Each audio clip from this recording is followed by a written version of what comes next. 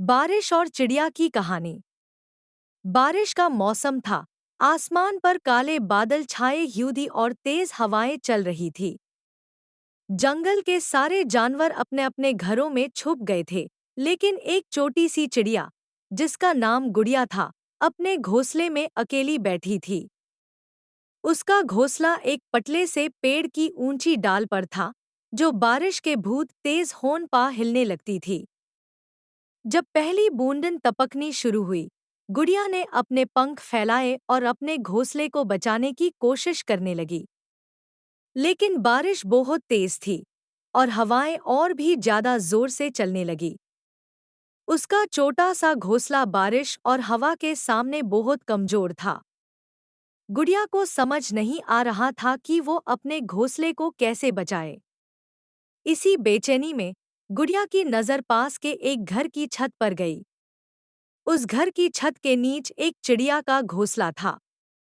उस घोंसले में रहने वाली चिड़िया, जिसका नाम रानी था, अपने छोटे छोटे बाछों के साथ अंदर सुरक्षित थी।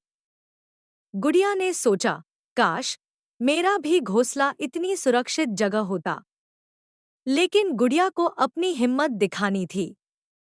उसने अपने घोंसले को टूटने से बचाने के लिए अपने पंखों को फैलाकर उस पर ढक दिया। बारिश की बूंदन उसके पंखों पर गिरती रही, लेकिन उसने घोंसले को बचाए रखा। बारिश के बाद गुड़िया ने सोचा कि अब उससे अपने लिए एक नया और सुरक्षित घोंसला बनाना पड़ेगा। अगली सुबह गुड़िया ने रानी से बात की। उसने अपने घोंसले की मुश्किलात बताई। रानी ने उसकी बात सुनकर कहा, तुम बहादुर हो, गुड़िया। तुमने अपने घोंसले को खुद बचाया। अगर तुम चाहो तो तुम्हारा घोंसला मेरे घोंसले के पास बना सकती हो। यहाँ तुम्हारे बच्चे सुरक्षित रहेंगे। गुड़िया ने रानी का शुक्रिया अदा किया और वहाँ अपना नया घोंसला बनाना शुरू किया।